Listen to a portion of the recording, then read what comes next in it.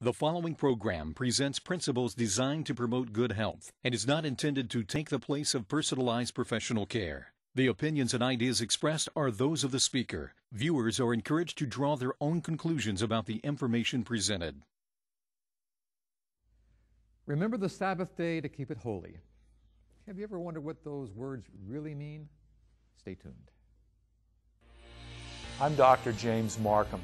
Are you interested in discovering the reason why? Do you want solutions to your healthcare problem?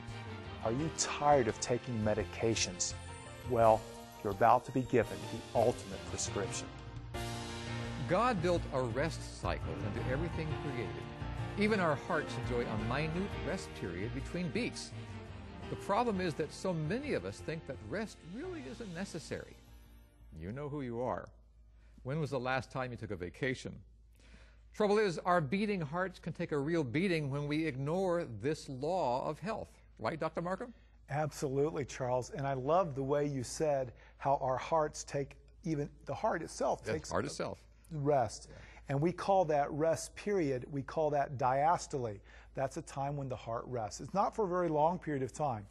But as we've discovered in looking at all these treatments and all these laws that God's given us because He loves us so much, there is a law of rest that must be kept. And, let's give some examples here. In the old days, before we had all this modern technology in cardiovascular disease, if someone had a heart attack or heart failure, we used to bed rest them. Yeah. We used to say, listen, you rest, don't do anything, let the body rest, let it heal. If you had a racehorse, Charles, okay, and you raced that horse race after race after race, you would sooner or later let that horse rest, or you wear it out. You would have to. Exactly. If you broke your arm throwing fastballs, you would let your arm rest. You wouldn't keep throwing fastballs. If you talked all the time, Charles, you'd run out of words sooner or later and you'd have to rest. Yes. When we don't rest, when we violate this law, even the Lord of the universe, who didn't have any health problems, He knew that He designed us to rest. Yeah. Work 6 days, have a rest cycle. The research is just now understanding a little bit more about this 6-day work cycle, then rest 1 day. But God knows a lot about it, and I can't wait to talk to Him about how this cycle was meant to be, because we know it's true. We have to believe that if God did it, there was a reason why He did it. 6 days on, 1 day off. We may not understand it now, but it's got to be a reason for being that way. Absolutely. And if I had the money to fund a study, what I would do is I would take maybe 10 or 15,000 people, and I would match them up, perfect matches. Yeah.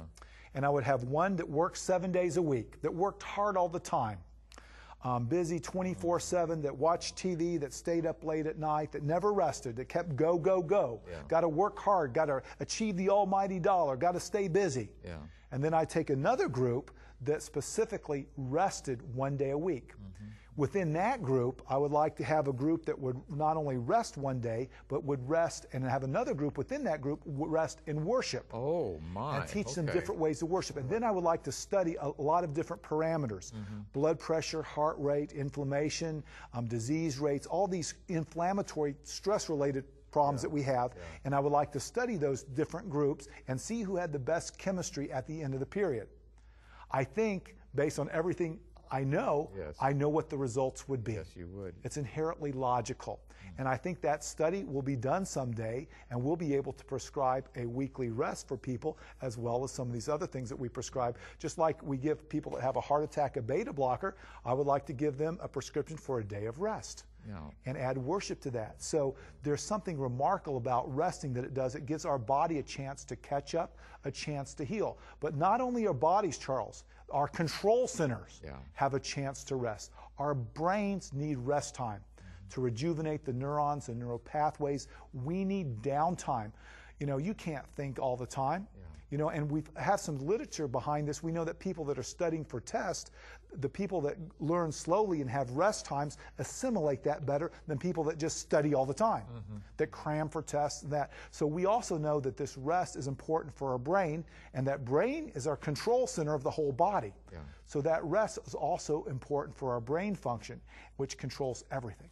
So we're not only talking about resting our muscles, we're also talking about resting our brain up here. You said something significant there, that there is a rest, a Sabbath rest, and the Bible makes it very clear that God created a rest day. The Bible says that God rested on that day. But then we have to say, well, how did he do that? What did Adam and Eve do on that rest day? Yes, they rested, but there was something else significant that happened on that day that I think that we can replicate in our own lives, and we should replicate if we want to make sure we have that full benefit of the rest. And it is, they rested, but they also spent some time with God. Yes. Is that really an important part of this? Well, you know, it must be, because God set it up at the beginning. Yes. And who are we to question We God? have got to start believing in our own hearts Yes. that when God does something, there's a reason for it, Exactly. and that reason is You know, good for us. even though we can't always explain it scientifically. Yeah. Now, let's think about the other thing. He said not to work. Well, you know, that's a good thing. But during that day, they spent one on a special time Yes. where they had together, where they worshiped and praised. They developed this friendship even more. They had special time to share with each other and to learn each other. And during this time, I'm sure Adam and Eve learned about these principles that God set up the universe. They learned about love. They developed love between the two. And as that love developed, the chemistry got better. They helped understand this. But at the same time, they always had that choice to love or not to love. And I think that was an important part about this rest. And this was set up at the beginning of time on our earth. Yes. And God knew this was important, very important, not only for our brains, for our spiritual life, for our relationship with the ultimate physician, as well as ways to keep us healthy. Now, likewise, now here we go again. You've heard this before in previous programs. When we do what God says, our chemistry gets better. Yes. It improves because that was God's way. Yeah.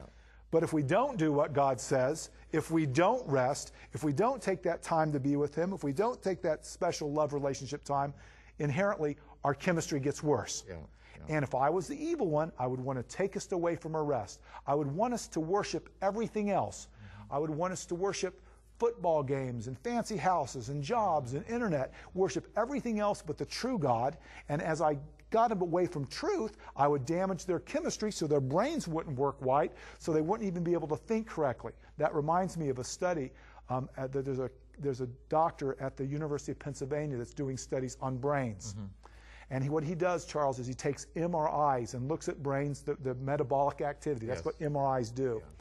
Yeah. And he has took some people and he had them worship for a short period of time every day, and then he scanned their brains with these MRIs both before and after worship at the University of Pennsylvania. So this is a scientific study. Yeah. After a short period of worship time, he demonstrated that the front part of the brain, the part that communicates with God, the thinking part, started to grow. So that part physically grow. Yes, it started to grow, Wow. become more developed. Yeah. So he is proving that worship, just like God said, is developing the front part of our brain, the good part of our brain, where we communicate with God. So worship is a treatment for the development of our brain. Conversely, when we don't worship, when we don't rest, it stresses our bodies, including our brain. The stress part of our brain, the limbic system and all those fancy parts there, become overly developed. We can't make rational decisions. We think on that part of our brain, and the front part of our brain becomes smaller and less useful. Yes. We know, and we see this in literature. We see people that take drugs and a lot of other stressors. The part of the brain that does the thinking looks like cheddar cheese sometimes. Yes, yes. So this is some strong data that what God said at the very beginning, when we take a day of rest, when we develop this worship with Him on that day of rest, we have some important chemical implications as well as love implications. So, Dr. Markham, could we safely say that if we are struggling with our relationship with God, if we are saying, I can't seem to connect with Him, I can't seem to get through, and I can't seem to find Him in my life, is it possible that the reason is that we are not developing that part of our brain where God communicates with us, and that the answer for that is to develop that part of our brain? Don't wait for God just to simply come busting in and make changes. We need to create a change in our brain patterns where God can actually be part of our lives and communicate with us. Charles, I'm proud of you. You know, you're getting this good. Sometimes you don't get my name right, but you're definitely getting this right, Charles. You've got this, and I'm so proud, and I'm hoping our our listeners and viewers get this as well. Yes. Because as we communicate with God, there's a text in the Bible, create in me a new heart, create in me a new brain. How does this happen? It's from that relationship with the Holy Spirit that trains our brains, so maybe the things we used to like, we don't like. Yes. Maybe the things that we used to do no longer is fun for us to do. And we can only do that power through the Holy Spirit. And that's why we want to talk about this as treatment in this healing plan. And sometimes I feel like we don't talk about it. We talk about all the fancy stuff, the treatments for cancer. We talk about the blood pressure medicines, the blood thinners. We talk about how important it is to exercise and eat all the right foods. Sometimes we do that at the expense of everything else. Yes, yes. But when we talk about this relationship, the way that we get the power to do things for the right reasons, to change our brain, to grow our brain, to be in part of our brain, to change us, to be in us, that is the key. That is the key to changing our chemistry. We do it for the right reasons. So that's why this day of rest, this worship, is so important. And now we're proving it scientifically. This isn't a bunch of theories that's just thrown out. This is something you can take to the bank. It's true. You can believe it. Yeah. And that's why I'm trying to incorporate into a treatment plan this idea of rest and this idea of worship. And people worship in many different ways. You know, some people worship in church. Some people worship in prayer. Some people worship out in nature. You know, the original church was a garden. Yes. And I think I do my best communing with God when I'm out in nature. I had one fella, he says he worships in a fishing boat. You know? In a fishing boat. He worships in a fishing boat. All But right. you know, the point is we connect with God, He connects with us in that relationship.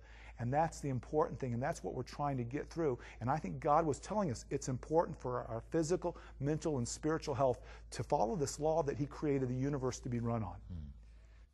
You know, Dr. Markham, one of the most amazing things in my mind is a scene that I like to go to often. And that is that scene on the seventh day of creation when Adam and Eve were walking through the garden and the Lord joined them. And they were enjoying the beauty, and they were seeing the birds, and they were hearing the tinkle of the water in the stream and the fish, and everything was there. On that seventh day of creation, at that moment, everything they needed to be healthy existed. It was right there. Nothing was missing. God's health plan was in place and complete at that moment. The further we get away from that moment, from that health plan, the sicker we become. The closer we get back to that moment, into that health plan, health returns to us. Absolutely. We have a say in how healthy we are by following what God has said and done for us. We'll be back in just a minute, so stay tuned.